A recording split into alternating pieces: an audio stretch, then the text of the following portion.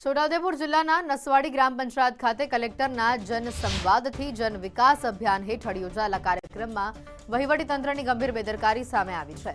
કાર્યક્રમનો સમય સવારે 10 વાગ્યાનો જાહેર કરવામાં આવ્યો હોવાથી મોટી સંખ્યામાં ગ્રામજનો રજૂઆત લઈને સ્થળ ઉપર પહોંચ્યા, પરંતુ મામલતદાર 1.5 કલાક મોડા પહોંચતા લોકોમાં ભારે આક્રોશ જોવા મળ્યો।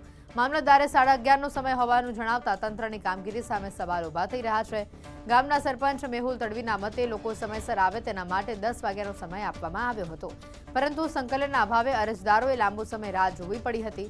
આ ગેરવ્યવસ્થાના કારણે ઘણા અરજદારો નિરાશ થઈને પરત ફરી ગયા હતા, જે જિલ્લા વહીવટીતંત્રની છબી ઉપર અનેક સવાલો ઉભા કરી રહ્યા છે। આમ તો સૌપ્રથમ તો મારે લોકો સાથે કોઈ બોલાચાલી થઈ નથી, એમને થોડું મિસઅન્ડરસ્ટેન્ડિંગ છે। મેં પંચાયતને મારો 11:30નો સમય આપેલો છે અને હું 11:30 ત્યાં હાજર જ હતો।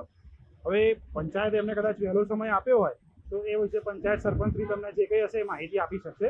તમે પંચાયત સરપંચશ્રીને પૂછી લેશો એ બાબતે। બાકી હું મારા નિર્ધારિત સમયે ત્યાં હાજર જ હતો અને મેં એમને 11:30નો સમય આપેલો છે।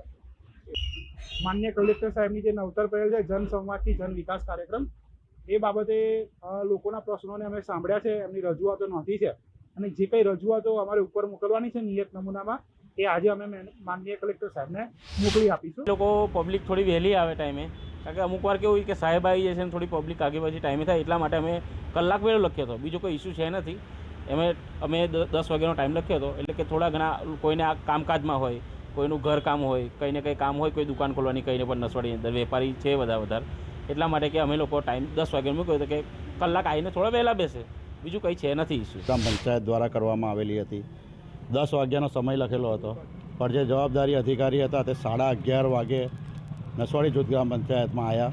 ત્યારબાદ પ્રજાની રજૂઆત સાંભળી છે, તમામે રજૂઆત કરેલી છે અને નસવાડીની અંદર પાણીની, લાઇટની, ગટરની અને વરસાદી પાણીના નિકાસની ઘણી બધી સમસ્યાઓ રહેલી છે। તે તમામ સમસ્યાઓ હાલના ઉપસ્થિત પ્રતિનિધિ મામલતદારશ્રીએ લિખિતમાં લીધેલી છે, પરંતુ હવે સરકાર તરફથી આ જે લખાણો લીધા છે ને કામગીરી કરવાની છે તો એ કામ થશે કે નહીં થાય એ એક મોટો પ્રશ્ન છે। અગાઉ ઘણી બધી ગ્રામ પંચાયતોમાં સભાઓ થઈ, સંવાદો થયા, આજ દિન સુધી આવા પ્રશ્નોનો, જટિલ પ્રશ્નોનો નિકાલ આવ્યો નથી।